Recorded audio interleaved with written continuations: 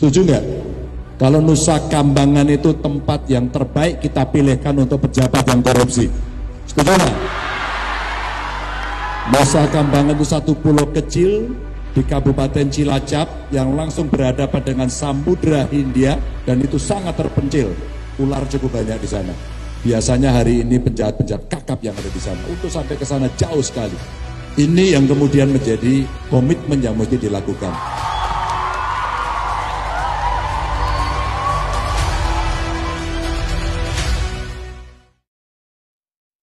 Assalamualaikum warahmatullahi wabarakatuh, sahabat subscriber. Semoga kita semua sehat, tetap kompak menjaga persatuan kita sebagai bangsa. Abadi Jaga NKRI dari Abadi Channel. Kali ini kita akan membahas wacana yang dilontarkan oleh calon gubernur nomor urut 3, Bapak Ganjar Pranowo, yang akan menempatkan terpidana korupsi di Nusa Kambangan, Cilacap, Jawa Tengah. Beliau menyampaikan Nusa Kambangan adalah pulau kecil yang berbatasan dengan Hindia, Laut Hindia Belanda. Australia, di seberangnya ada Australia. Artinya ada komitmen yang tersirat dan tersurat dari Bapak Ganjar Pranowo, bagaimana kemudian penegakan hukum dan pemberantasan korupsi menjadi lebih baik. Fenomena indeks penegakan hukum yang sangat rendah di periode Pak Jokowi, yang kemudian diperburuk dengan keputusan MK yang membuka jalan bagi calon wakil presiden nomor urut 2, Gibran Rakabuming Raka, yang kebetulan adalah ponakan dari Ketua Mahkamah Konstitusi, dan Gibran adalah anak dari sang penguasa atau sang presiden Bapak Joko Widodo. Ini menjadi titik terendah pasca reformasi, situasi peradilan yang paling rendah, yang paling memilukan, bahkan mungkin yang paling memalukan. Mahkamah Konstitusi adalah lembaga yang lahir dari era reformasi, lahir dari gerakan reformasi. Tapi hari ini Mahkamah Konstitusi melahirkan produk haram konstitusi. Dan itu sudah divonis oleh MK, Majelis Kehormatan Mahkamah Konstitusi. Artinya ini kemunduran dari sisi keadilan, dari sisi hukum, ini kemunduran yang tajam di era Bapak Presiden Jokowi. Dan tentunya ini tidak dapat dibiarkan. Ini tidak boleh dibiarkan.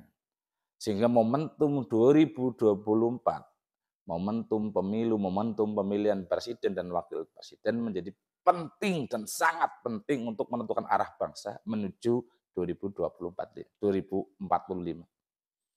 atau menuju Indonesia Emas. Karena problem bagi semua masalah yang ada di bangsa ini adalah keadilan. Menegakkan hukum yang tegas dan berkeadilan. Dan itu akan dapat diaplikasikan oleh aktor yang punya integritas. Oleh aktor yang punya rekam jejak jelas. Tanpa itu nonsen.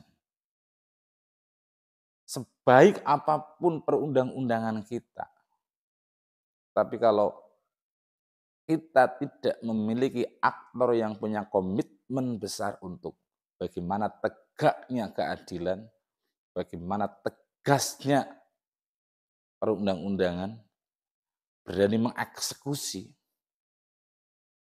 insya Allah jalan. Dan kami yakin itu jalan. Artinya memang 2024 kita butuh aktor yang betul-betul punya integritas dan komitmen besar untuk bangsa dan negara. Menyelamatkan negara ini dari satu, sisi demokrasinya, yang kedua, menyelamatkan konstitusi, penegakan hukum. Itulah fondasi yang akan mengantarkan Indonesia menuju Indonesia Emas di 2045. Tanpa itu susah, tanpa itu berat, tanpa itu tidak mungkin. Indonesia akan bisa leading menuju Indonesia unggul yang diperhitungkan dunia dalam segala aspek kehidupan. Untuk itu, kita harus bersama-sama juga komitmen, memilih bukan karena tekanan, memilih bukan karena imbalan, memilih capres dan cawapres, tapi atas dasar cita-cita kita sebagai warga bangsa untuk bagaimana kemudian nantinya Indonesia akan menjadi negara yang maju, yang kuat, yang berdikari, dan berkebudayaan. Sebagaimana yang diciptakan oleh para pendiri bangsa. Pak Ganjar Pranowo kemudian mewacanakan Nusa Kambangan sebagai tempatnya para koruptor atau napi korupsi. Itu adalah langkah tegas, langkah baik untuk bagaimana penegakan hukum di Indonesia, terutama kaitannya dengan kasus korupsi, bisa lebih efektif, lebih maksimal, dan ada efek jera. Nusa Kambangan yang ada di Cilacap berbatasan dengan Australia karena di seberangnya ada Laut Hindia yang bahasa Mas Ganjar terpencil, masih banyak ular, bahkan harimau masih ada di sana. Mungkin dapat menjadi efek jera untuk para koruptor. Setidaknya yang berniat korupsi berpikir 1000 kali. Karena nanti akan tinggal di Nusa Kambangan. Jadi ini wacana atau gagasan dari pasangan nomor urut 3 Bapak Ganjar dan Mahfud. Bagaimana itu bagian dari mempertegas komitmen pasangan ini terhadap penegakan hukum, terhadap pemberantasan korupsi. Dan ini yang belum dimiliki oleh pasangan lain.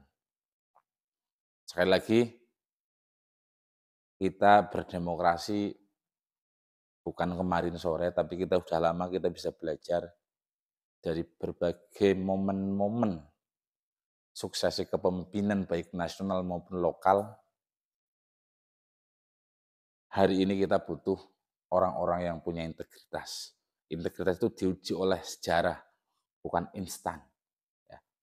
Integritas itu adalah cerita sejarah, cerita rekam jejak, bukan kata integritas berdiri sendiri dan keluar dari mulut yang kemudian dianggap sebagai orang yang memiliki integritas, tapi ini cerita panjang yang kemudian muncul kalimat atau penilaian bahwa itu adalah sosok yang punya integritas. Sehingga rekam jejak calon presiden dan wakil presiden menjadi penting untuk kita memutuskan siapa pilihan kita. Mari kita jaga NKRI, kita bersama-sama perkuat dan perkokoh persatuan dan kesatuan bangsa kita. Semoga kita tidak salah pilih untuk menuju Indonesia Emas 2045. Saya Abdas Rosadi, Assalamualaikum warahmatullahi wabarakatuh.